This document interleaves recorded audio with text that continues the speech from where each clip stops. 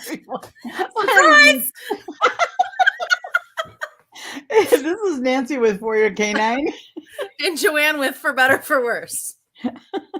Hello everybody. Sorry about that. That actually took me by surprise. It shouldn't have. I hope all is well out there. Let us know you're there. Today we're going to. This is going to be the last broadcast for the year. We're gonna just talk about something nice and fun and happy, and just answer any questions that you might have about the holidays. One of the things that we are that we think about or people don't is when people are coming over for the holidays and kind of how to handle the holidays with your four-legged companions. So I know we've talked about it before during Thanksgiving, but we'll kind of touch on some different things again today. And a meme comes to mind. There was two cats sitting at a bar, and one cat said to the other, "They put Chinese seeds on the trees and lights. I go up there and they get all upset, and that's why I drink." So, so we're gonna talk about just dogs, cats, and anything in general that you might have about the holidays and how you spend them. And the other thing I was interested in is how many people, uh, how many people buy their dogs Christmas presents. I'm really curious. I've I've seen a 50 mix. I do tend to buy my dogs things over the holiday. Joanne and I were just talking about that. We tend to tend to buy my dog stuff over the holidays, but I don't actually put a gift under the tree. I just buy them more stuff. I don't know if that makes any sense. Like they, not that they need more stuff, but Can't pass up the Black Friday deals. right, right. So you do, Ronnie. Who else buys and puts presents under the tree for their dogs? Linda, okay. Karen, okay. Cool. Interesting. My dogs each have Stockings. stockings. Okay. All right. Yeah, that's fun. You get them gifts. They have gifts and stockings right now. Okay. So it's really interesting. And for your cat, yeah. I don't rent. Oh, okay. Yeah, well, that's true, Kim, and that's kind of how I feel the same way. My dogs get a lot of stuff during the year. So do Joanne's dogs, by the way. Uh, so, You say uh, that like it's a bad thing. so, yeah, I don't usually wrap it, but I do get them gifts, and my cats too, of course. They got a lovely, more another cat treat because they need more of those. Uh, but yeah, I was wondering. I get other people's dogs gifts. Oh, okay. Yeah, I do that. I do that. Like other people's dogs gifts. Yes. But it's interesting. Yeah, it's just kind of a mix. But I think the majority of the dog owning population does buy their dogs, holiday gifts and all that, which is also. And you have grand pets get gifts from. Okay, so that's great. Well, and that's good. That speaks to our dogs being part of our family, right? And how important that is to us. So that's why I was just very curious about how people handle that, because my dogs get stuff all the time, so I don't usually tend to buy, but I do buy more stuff over the holidays. Like Joanne says, I can't pass up a Black Friday deal, and so yes, and they have. I know they don't need more toys, but yes, they get more toys during this season, as well as a lot of snacks. So that's where the dieting comes in. My black lab is very upset that I put her on a diet these last 2 months because they're getting a lot of treats and stuff from our clients and from our family members. So anyway, so that's just I was just really curious about that, like how many people buy their dogs gifts. So I would say the majority of the people listening buy their dogs gifts on for the holidays. Anyway, so one of the things we wanted to talk about is safety and and again, always when you have a lot of people over, being able to give your dog a place to be away from the crowd and away from the people and things like that, because I know they're part of our family. However, Sometimes they need a little bit of downtime or time to just not be. For some dogs, it can be overwhelming. Even those dogs that are very people friendly and that love people. Can't. Well, I guess that's my problem too. That's why they get them all before. Um, so anyway, that's one of the things that we wanted to cover. The other thing I wanted to they get what I normally buy, but they both enjoy the ceremony of having the gifts to open. Okay, that's cute. That's very cute. Ripping them open. That's funny. So one of the things I was going to ask, since we're not going to meet next week, um, I know for some of us, what are the new year is always time to have goals or want to have things that you want to achieve.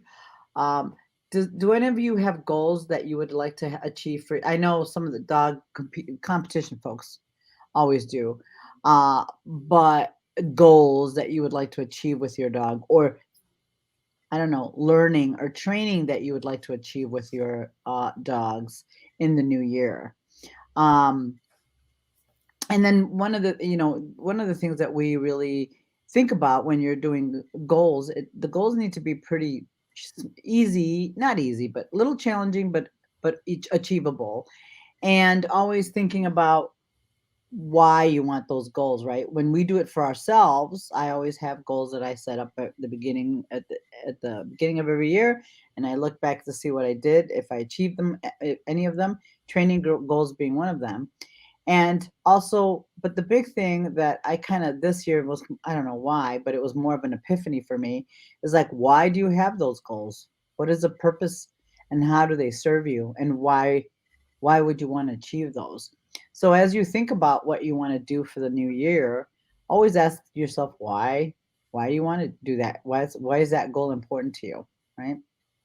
And when it comes to training, because it really helps with training, it really helps you think about why you want to achieve that goal for your dog. Like, what is it that's going to do for you or relationship with your dog? I would like the Doberman to walk on a leash so that we don't die. That's a good Continued goal. Continued goal from 2021. Part 2. Ugh. And let me tell you guys, I was out of town last weekend and Nancy watched him. Ask how he did on a leash with Auntie Nancy. Perfectly fine. Yeah. Anyone else can walk him and he's not bad. Just with me. So I'm still very confused as to why that is. I don't let him do it. Peace and serenity and a leash walking Doberman. That is what I want for 22. My God.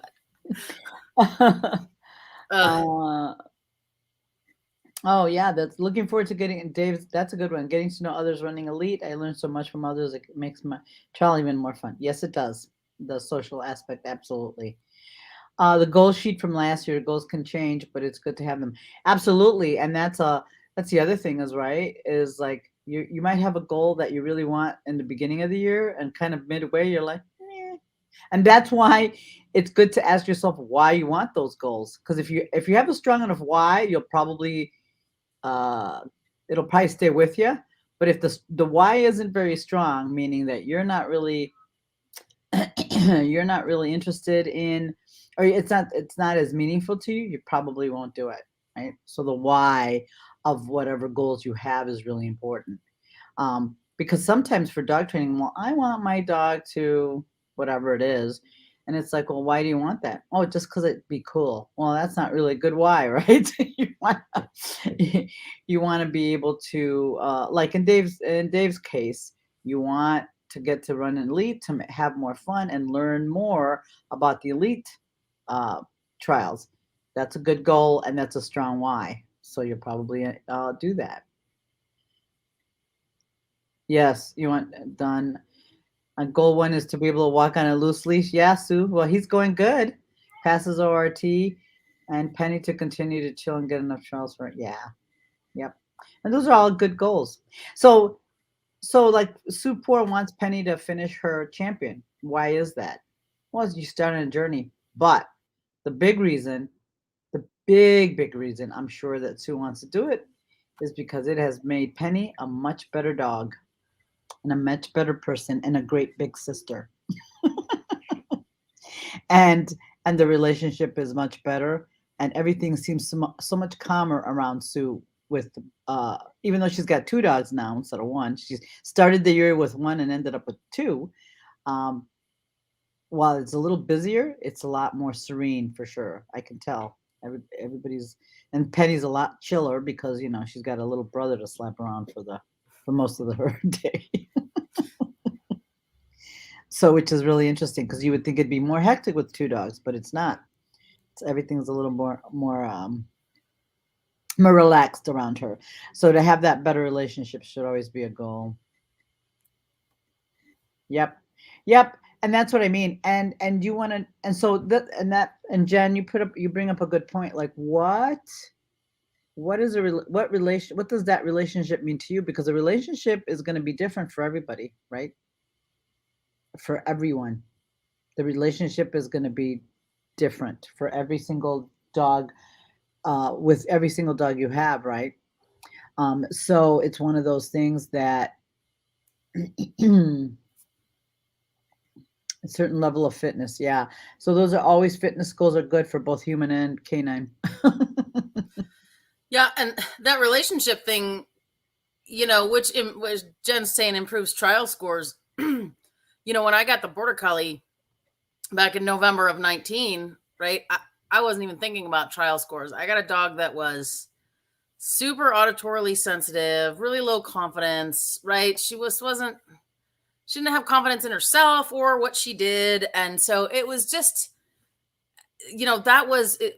I wouldn't even say it was a goal. It was just, it needed to happen, right? It just had to make her life, right, change, right? Just for the better, so she could wake up every morning and feel like a better dog. And boy, it really has happened. And I will tell you, our trial scores were crazy. And that was never even in my goal list of things to happen. It just sort of came with the building the confidence and creating the relationship. Mm-hmm. So. And fitness goals, I have to say, and this is where a strong why, it's going to be a year. It's been a year since I started my fitness journey last year, a year exactly.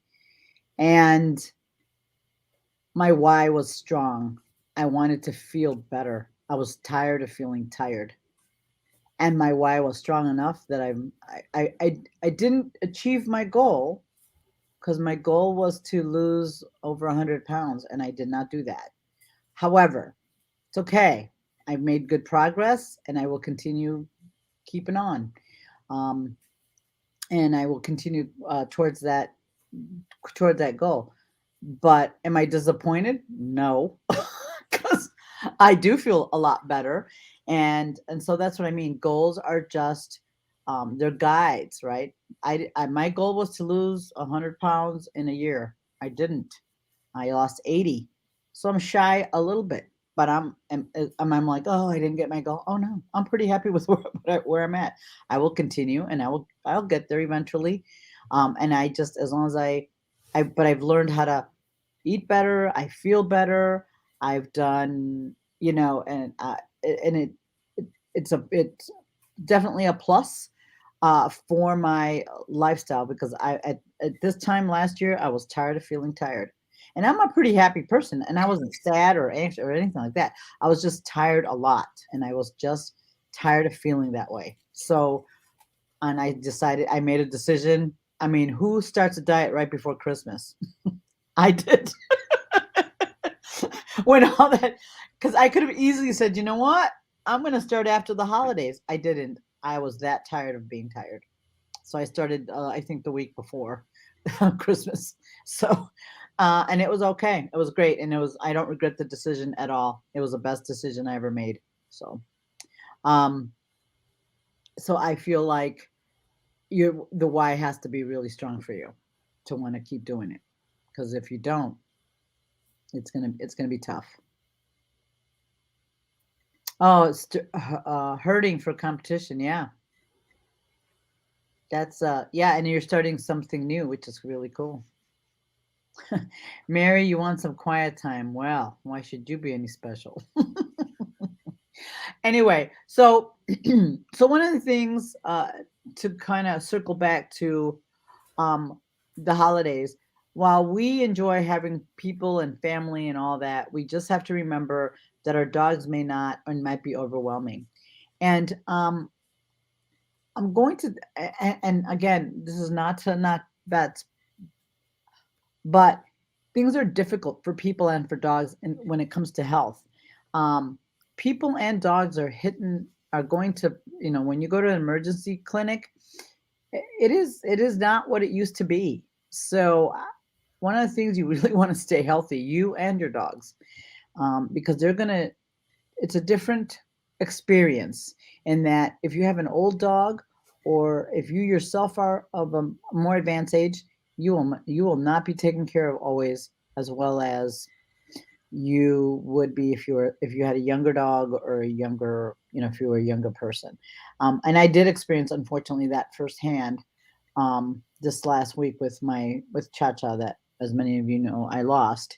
Um, I took her to the ER, and because of her age, I did not get the service that I thought I should have, and they didn't, you know.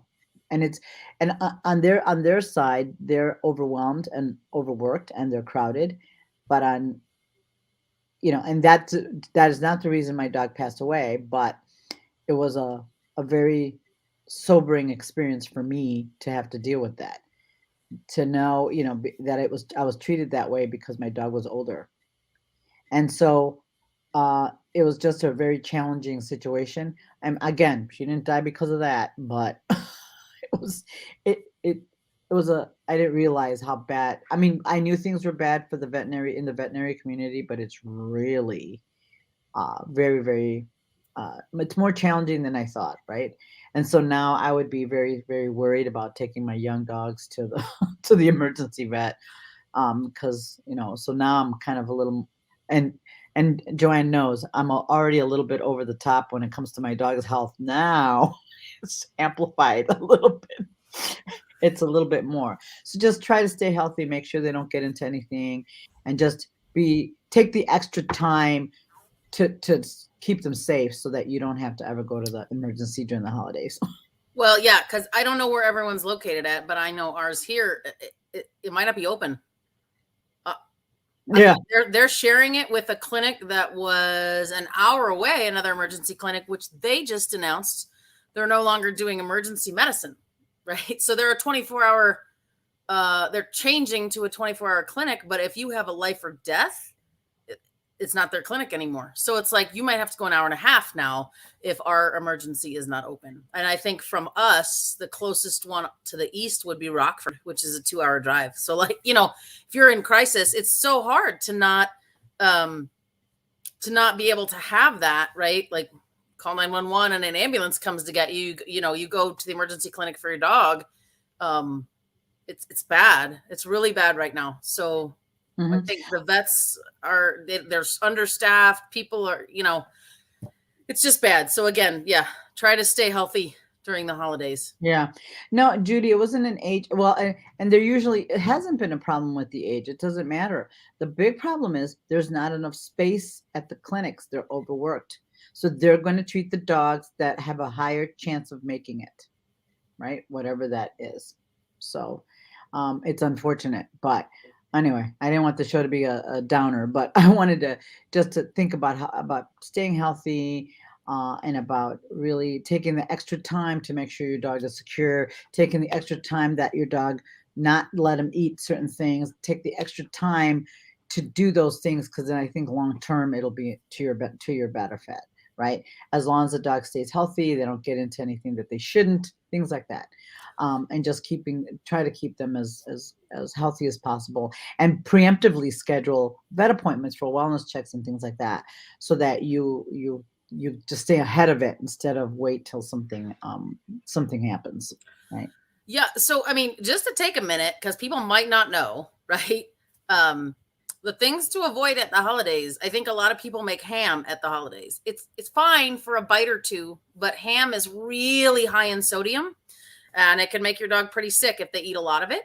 Other things, that are high in fat, don't feed your dog the fat from the prime rib, or the skin from the turkey. Again, anything's in really small moderation, but some of those things can lead to pancreatitis, and I will tell you that is a horribly painful thing. That if you don't have a vet open, your dog's going to suffer, right? So, Mhm. um, other things, like if you have family coming and going, sometimes it's best, until everyone's in the house. Um, Keep a gate in front of the door, keep them in a crate behind something, right? You don't want your dog to get out on a holiday, Oh my um, God, yeah. right? Get hit by a car, anything like that, right? It's so hectic with people coming and going. Um, so Yeah, just be careful.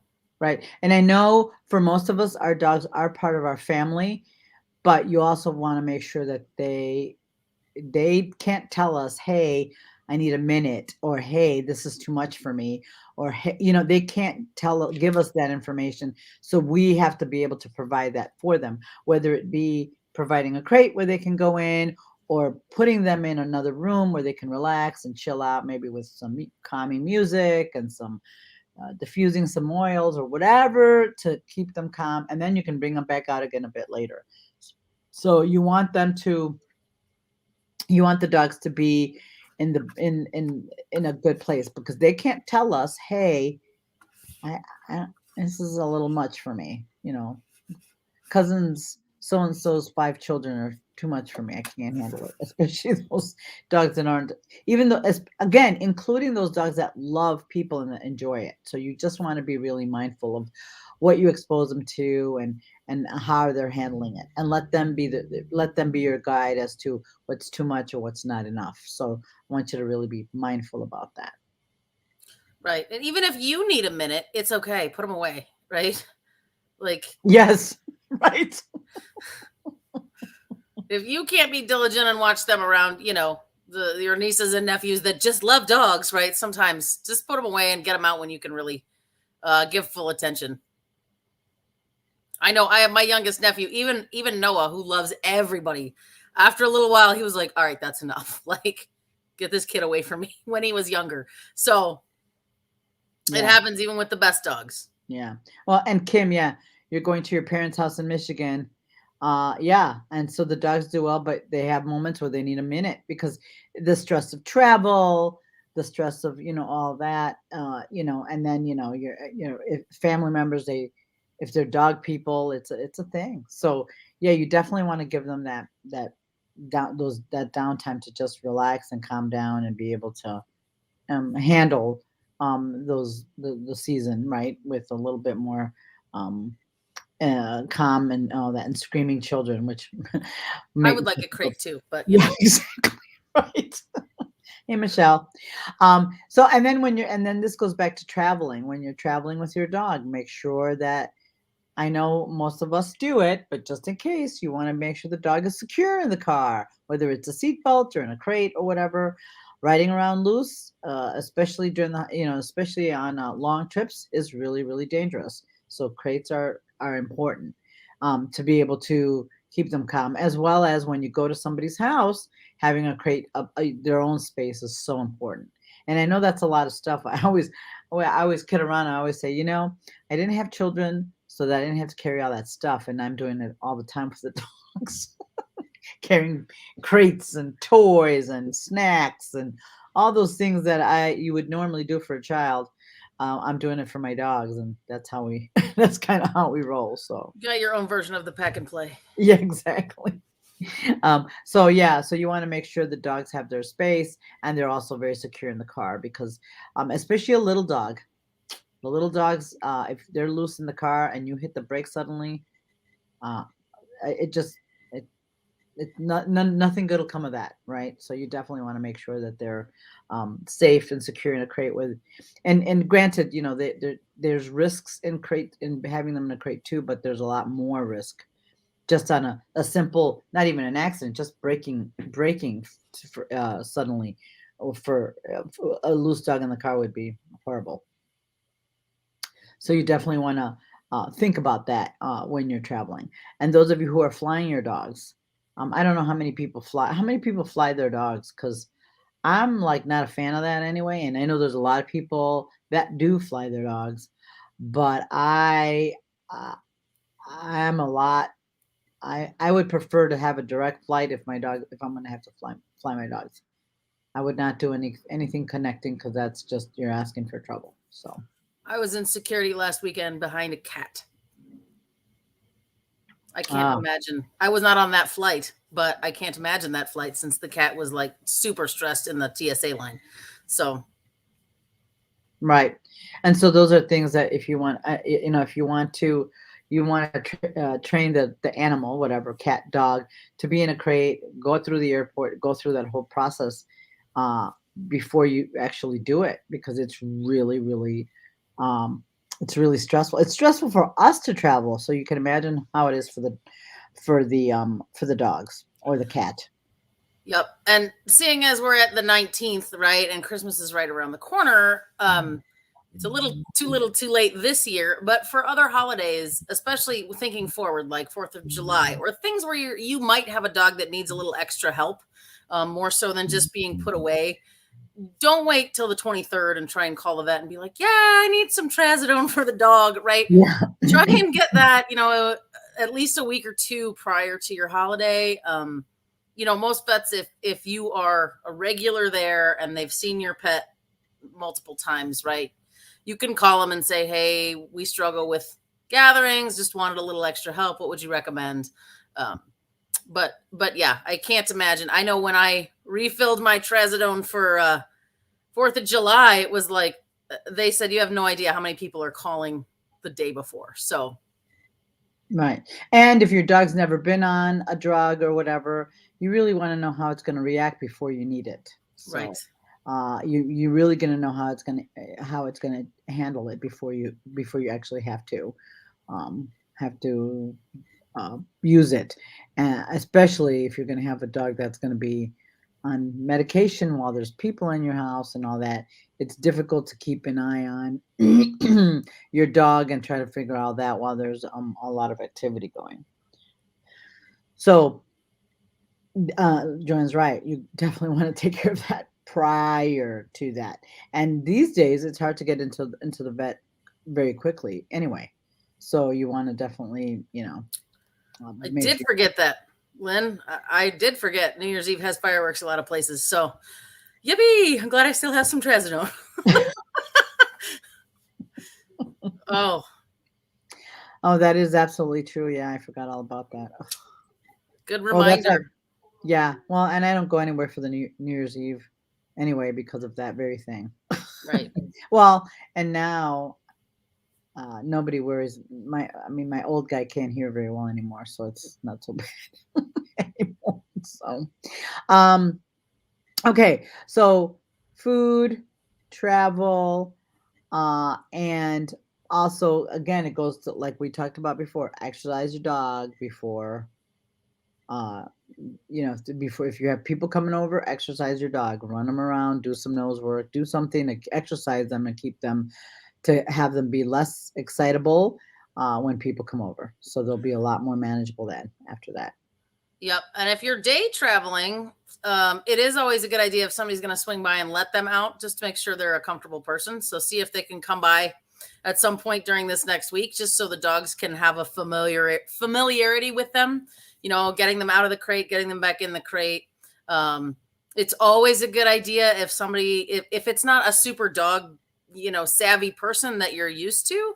Um, we always joke. There was another meme, kind of funny piece. It was like a math chalkboard, and there was just little things all across the chalkboard, and it was like me leaving my feeding routine for the dog sitter, and it's so funny, right? Because all the supplements that go on the food, but sometimes you might label a crate, or you might leave a jar of cookies nearby, and just throw one cookie in to get them in the crate. Just give little extra instructions if it's somebody that you haven't used before or isn't super comfortable with your dogs.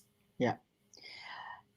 So those are just little things. So what I wanted to also get from you all the topics we've done over the last year, because God, it's been a little over a year that we've been doing the Facebook Live, so it's been super fun and interesting. But we also want to know, like, what have you gotten out of it? Have you enjoyed it? What are the things would you like to do? We are going to be doing We are going to be doing a behavior series in January. We're gonna do, obviously we're gonna start on the second of January, doing the Facebook Lives, but we also have, and I think we have Don Blair in January as well. And we are going to do a 3-part behavior series starting the 23rd, um, with Lisa Bataska. Joanne and Lisa and I were going to talk about um, reading, being able to read dogs. That's going to be our focus for those 3 weeks, and one will build on the other. And yeah, Tim, a lot of people have trials on New Year's Day. I am actually going to a dog event on New Year's Day, but it's just a sniff and go, which is great. Um, but so we're going to do a little bit more of that. So my question to you all, is that something that you all would be interested in doing more of? So we're going to kind of roll that out. Again, it starts on the 23rd. We will have things beforehand, but I'm just wanting to kind of give you a preview of what's coming up in January, and also ideas from you about what you'd like to know more about. Yeah, did you want us to feature some more sports? Because I know we have a couple more of those. Do you like the behavior stuff? Did you have really specific behavioral topics? Yeah, because we're always looking. I mean, you guys are our guides, right? We sometimes we come up with like, oh, that's interesting, or that was something that was thought provoking for us. But basically, you're driving this bus, so you let us know uh, what you want, and what you want. What some of the goals you have for the new year that you would be interested in seeing, and be interested in learning more about, and we can doing that. The Yeah, grooming and the one on meds. Okay. and not only that, but if you guys if anybody out there has an expert on a topic that you think might be interested in sharing, that we could have on, right? I know I got a suggestion for a series on canine cognitive disorder, right? When Mhm. dogs get old, kind of the doggy dementia stuff. And I've actually been looking for an expert on the subject, and nobody's able to. I'm still looking, put it that way. So I think that would be a really interesting one too, of how to prepare and what to look for in our aging dogs that might have cognitive function, Mhm. cognitive dysfunction, should I say? So Scared to death even on trazodone. Oh, that's a good idea. Earplugs. Well, yeah, Tracy, if you listen to the one we did on hearing, there's actually doggy earmuffs that they sell. yep, Yeah, ear protection that they right. sell, that would probably be something like that. Rough muffs, I think, is what they were Yeah, called. rough muffs. Ronnie, so herding. Okay, herding. All right, that hasn't been. And we do have somebody for that topic, so we will try to get her. Cilio. Yep. Gel. Yep. We've a few people have used that very, very successfully. Mm-hmm. Uh, yeah, a couple of people have used that very, very. It doesn't last long, but it works really well, from my understanding. I've personally not used it, so. Mm-hmm. Um, Therapy dogs. Oh, that's a great one. That is a good one. I'll tell you why. And Joanne and I talk about it all the time. There are dogs that are therapy dogs that shouldn't be therapy dogs. Just saying. And it's I'm tough. just thinking, somebody asked me about Bam. I'm like, he would pull all the IVs out. That would be lovely. Well, Uh, actually, we were talking about it because Bam, unfortunately, poor Bam, was with me. Uh, was poor with me when my shepherd was sick and was taken ill, and it was very stressful at my house, and it was very sad at my house. And he was actually very comforting and very sweet and just lovely. So I was laughing. I'm like, he'd be a great therapy dog. Joanne's like, no. So the caveat is he'd be a good therapy dog for me. right, For me. right. Holistic medicine or chiro care. Yeah, we had a little bit of that, but that's good. I'm writing them down. Yep. Holistic, that would be fantastic.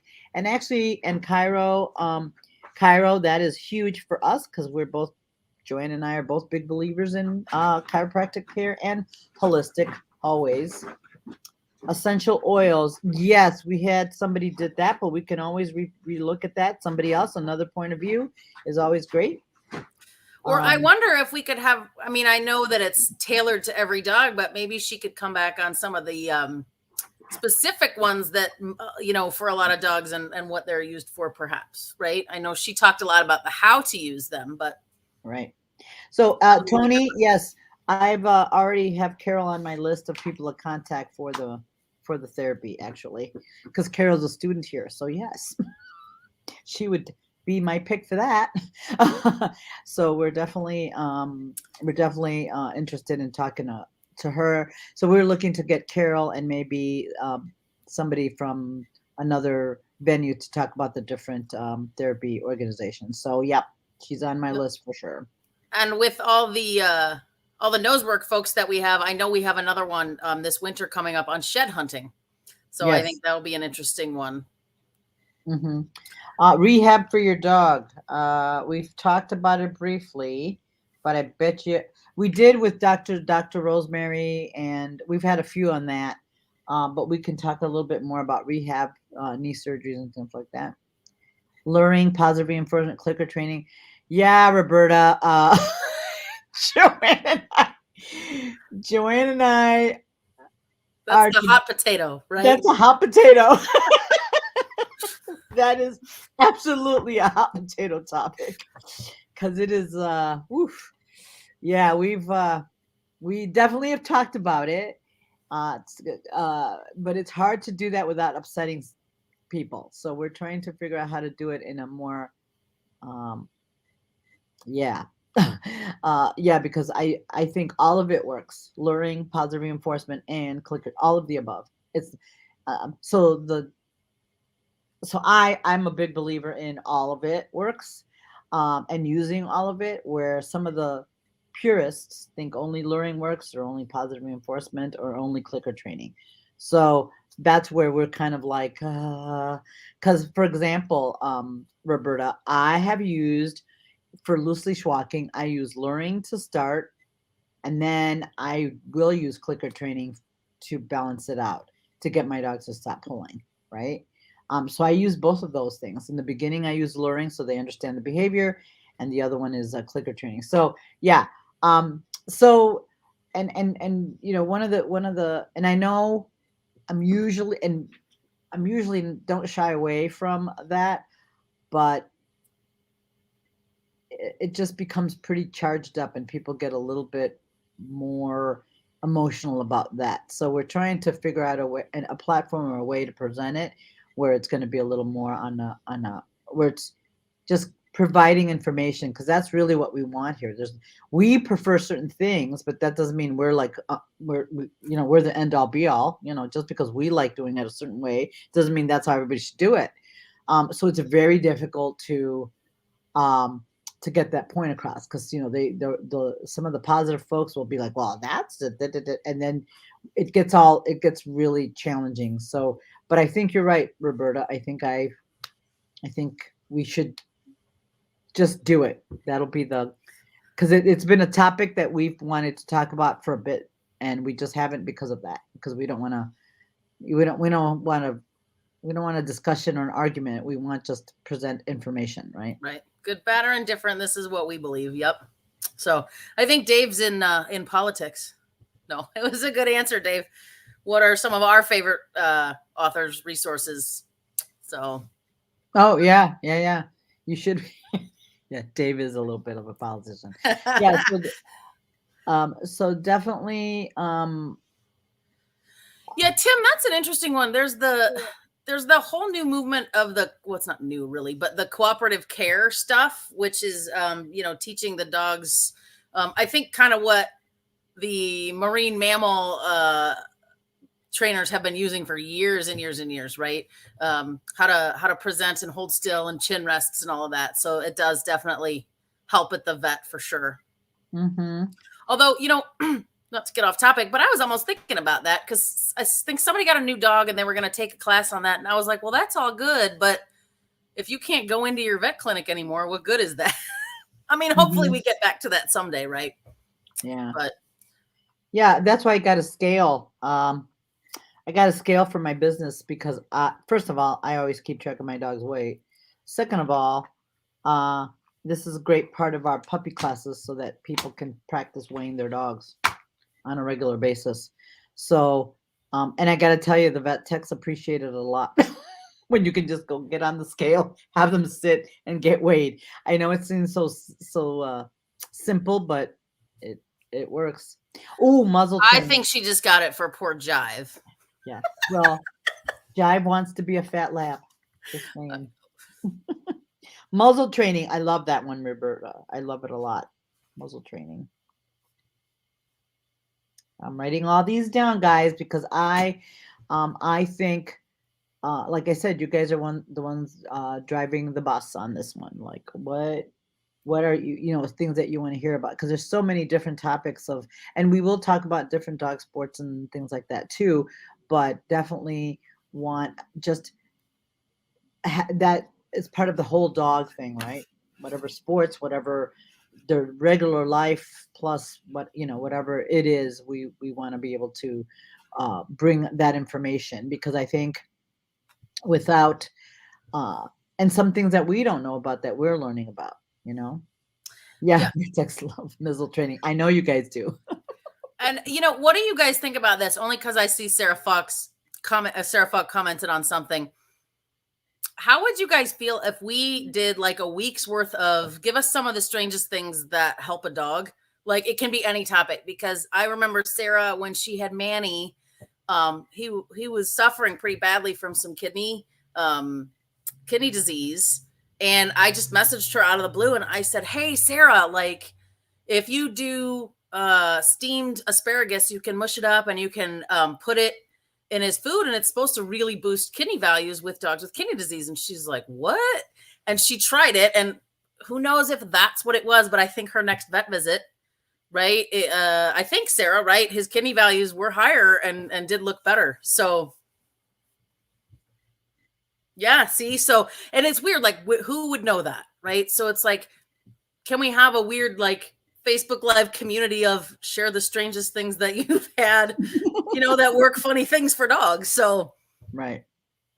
Scent scientist. Oh, that's good. Yeah, there's not too many of those, Dave, but I know a few. Arousal and working dogs and dog sports. Yeah, Michelle. I could teach that one. Scent scientist. Oh, Even though I think we're all trying to figure that out, right? And I can't help it. Yes. Arousal and working dogs and dog sports. Yeah, even though we did talk about that, didn't we, Joanne? I believe maybe the arousal. Yeah, I think we did one night, but I think that's a hot a topic. book of topics on Yeah. that, right? Well, and I think we're gonna address it in our reading dogs behavior series because that is huge in our world and all just in general. so that will be part of that discussion as well because And it's part of what the dog yeah, does. Sarah had one on modeling. Was that you that I was just having a discussion with on that? And that there just wasn't really that much science around modeling, but that some people believe heavily in it and some. Was it Modeling, human modeling to dogs or dog to dog modeling? Oh, separation anxiety. That's a good one. And there's a couple of authors, good books, Mary, on separation anxiety and people. And we'll try to get them on because they do the work, right? Because there's a couple of them that are excellent. Yeah. We're also this for Actually 2022. We're definitely going to have Suzanne Clothier on at some point. Because we try to get her on. We wanted to do it this year, but it just got a lot of crazy. Like modeling, separation anxiety, rotation of food is critical for chronic issues. Help them stay in just one. That's my weird tip of the day. What is it? Opposite of over arousal, but submissiveness. Okay. Fear, submissiveness. Or shyness, right? Again, we'll probably cover some of that. I'll be home soon. There's another one. I like the pictures taken in commercials, right? I'll be home soon. Barking, barking. Didn't we just do that one a few weeks ago? A few No, sessions yeah, we talked about it, but barking. I'm gonna let's go off topic just a hair. Uh, I personally have been having that issue with my young male shepherd, but it's very situational. So, meaning, uh, very situational. So, my shepherd doesn't bark at other dogs or people or anything like that. He's can be at dog shows, past dogs. He likes everybody. It's great. He's, um, but in my office, uh, it's right by the front door, and the door has become a trigger, and he barks at people and dogs coming in. Uh, and it's become such an issue that I can't do the treat and train because my lab's in there, and again wants to be a fat lab. So, and that was difficult. Creating him was not great either. It didn't work as well. It was just a trigger. He got over aroused, and he's a pretty chilled dog. But the trigger of the door opening and closing was just too much, and the barking was it was a problem, and I don't like it. So what I ended up doing is I moved. So this is the thing, you guys, and this is a big deal, right? I ended up moving my office across the way. You can still see the door and hear the door, but it's just far enough away that it keeps his arousal on check, and so the barking has decreased incredibly a lot. He still likes to talk, but not. He doesn't bark hardly nearly um, as he did on the other side. Should have probably done that sooner, but but I did it now, and it seems to. Uh, so, a couple of interesting things that have come from that. Because he's not barking, his arousal's lower. So when I go to take him out to go potty, he's not pulling either. He's walking nicely beside me, and I'm like, well, look at that. So the arousal for him, he stayed aroused so much in my office. And while he's a pretty nice dog, he doesn't, he likes people and dogs. It wasn't so obvious until I saw the pulling on the leash when I used to take him out of the other office was terrible. Here, I take him out, he's able to wait. I'm able to go. I was like, so interesting byproduct of arousal and what causes the barking, which is very clearly the trigger of the front door. So it was just a very fascinating situation for that. Crate games, yes, because I think we covered it a long time ago, but we could probably do that again. But yes, barking, crate games. Didn't we do? Oh, we recorded that one. Yeah.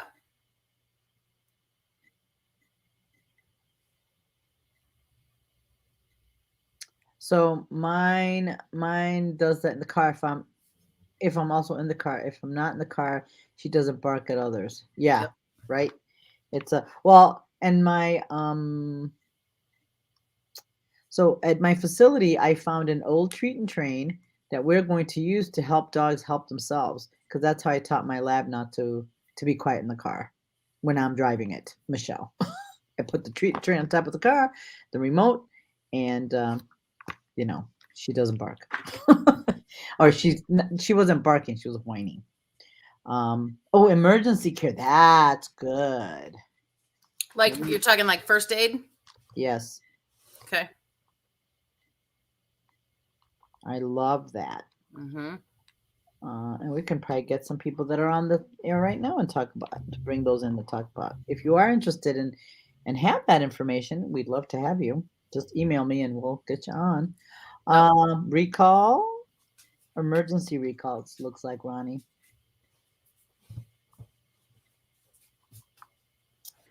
That's great. Yeah, these are great, guys. So those are all. Hey, Judy, we did a crate training one. Uh, we we did one. It was a pre-recorded one on crate training. Just a So, couple weeks ago. yeah. So you want more games? Is that what you want? Games, or just Heather from Premier ER. Okay.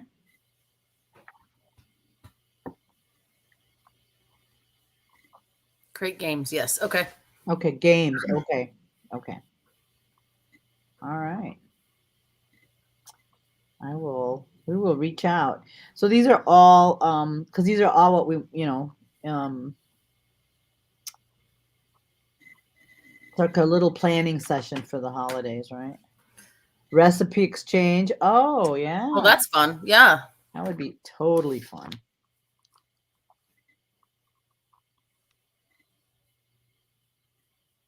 How many of you guys can treat homemade dog treats? My dog's got a bunch of them.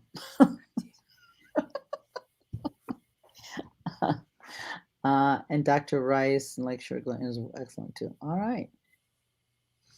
All right. I will definitely reach out, Dr. Rice from Lakeshore.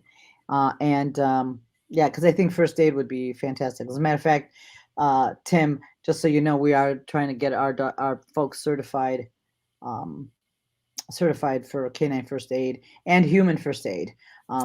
Recently in our area, we had a human student um, have an emergency in a class setting, and we needed to get them have provide emergency care. So Yeah. I did the pet first aid certification a few years ago. It was yeah, totally well worth it. It was really interesting. I'm glad I did it. So, yeah, it's called it's through Morgan. It's through oh my God, I can't remember, but I am going to set up a training here for that. So if you're interested, let me know, and I'll make sure so you can join us, and so we can get that certified, certification. yep. Amy, that's a good one. Yep. Entertaining dogs in bad weather. Oh yeah. And then, yeah, Tracy, foods that are toxic. I tried to get a poison control center to come with, and unfortunately, they didn't have anyone. So we can keep trying something like that would be able to talk about it.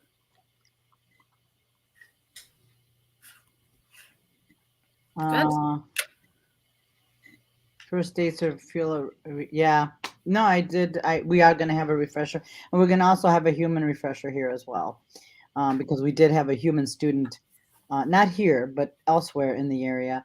The human student had an emergency, had to be, and unfortunately, that person did die. But it'd be nice to have that, and especially as our population ages, we probably should be a little bit more prepared to help them out or give them some care, right? Um, so it's through an I can't remember what it is, uh, but I will reach out to them and hopefully set up a time for them to come out and do a training, because we definitely need to do that. So for sure. Um, those are great ideas, you guys. Really good ideas. I will definitely we could look for them and then invite, get people on board to be able to do those, because that's what I mean. It's like it's a life of, life is better with dogs, and that's why, because there's so much to it and so much information out there, and sometimes we need to be able to uh, reach out and find it and see what's there for us to learn from. Oh, neurology. Yeah. Tracy, I wish that is a topic near and dear. I just lost my shepherd, and it was something definitely neurological, and that is a scary situation. That is a scary thing. So I really would like to see if we can get a neurologist on board here. So for sure. Handle an attack. Yes, Sarah, we have that one already. There's a hitting close to home recent story that we definitely put that one on the list. Yeah, actually, that is on the list, Sarah. The only reason we haven't done it is because that was my friend Patty who passed away, and I wasn't quite ready to go there with that. But we're definitely want to talk about that, about how to prepare. Something happens to you and your dogs, and how you want that handled, because Um, and this is just a weird thing. We've had three people that have passed away very suddenly, meaning they went to sleep and they never woke up. So always having and not because they're aging, it could happen to anybody at any time at any age. So it's really, really important uh that yeah, you're prepared and you have a plan for your dogs, whatever that might be, or that your family knows those wishes for your dogs, right? Because that um with Patty, we talked a lot. We were very close. So she always used to tell me that I had to make sure that the dogs were taken care of. And I always used to joke. I always tell her, "You can't die because I don't want to have Daisy." Okay, well, guess who's at my house? Daisy. So,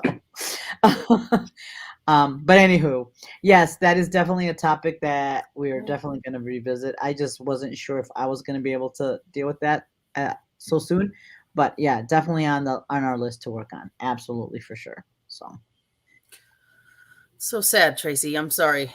wow, that's horrible. Wow. Yeah, Tracy, one of the things that we're seeing too, and that's another one. Why are there so many loose dogs? We have a lot of them. Like that's I had another client of ours also. Her dog was attacked by another dog and did die from her injuries as well. It's like so many loose dogs. So yeah, trust and all that. So yes, that is definitely something we're going to be addressing for sure in the new year. How to prepare that, how to set that up, and what kind of So definitely reach. We have an attorney that we know that could help us with some of that information with coyotes, especially if you have little ones. Mm-hmm. Yeah, yeah, that'd be a good one too. Coyotes. Anyway, well, thank you for all your feedback. We really appreciate it because we really want to make sure that again, you're driving the ship. You tell us what you want and what you're interested in, and we will get it and we will do it for you. Um, yeah, it's really it's rough out there. And pet insurance. Oh, that's a good one, Christine. Yep. That's a really good one because there's so many of them. You don't even know. Lambo's care will surpass 20,000. Yeah. Posted child benefit, health insurance, pet insurance. And I know somebody who works for an insurance company. So benefits of pet insurance. Yeah. I love that one actually. Yeah, Christy. I bet because yeah, how much that is. Well, again, we really want to thank you for all your support, for tuning in every week, for you know, uh, being interested in what we have to say. And again, we really want to. Our goal for these Facebook lives is to provide information so we're better people for our dogs, and we and hopefully and get that information out because the better educated people are out there, the better it's going to be for the dogs at large, right? That's the goal of this purpose, the sole purpose of these Facebook lives. So and we are learning too a lot of times. Sometimes, especially some of the topics, it's like, oh, that'd be a great topic we're interested in, and a lot of times that's how we, because some of the stuff that we know, the behavior stuff is stuff that we do all the time, but all the other things are really things that we get to learn and grow as well. So it really is very helpful. And so we want to again thank you. Have a wonderful holiday and a happy new year. And we'll see you on the 2nd. And we'll try to pre-program. And so you guys try to have a list together of stuff that's coming up and when, so you can prepare for that. Yes. Thank you to everyone. Happy holidays, Merry Christmas, Happy New Year. And we hope to see everybody back on the 2nd. All right. Have a great holiday, everyone. Thank you all. Bye, guys. Bye.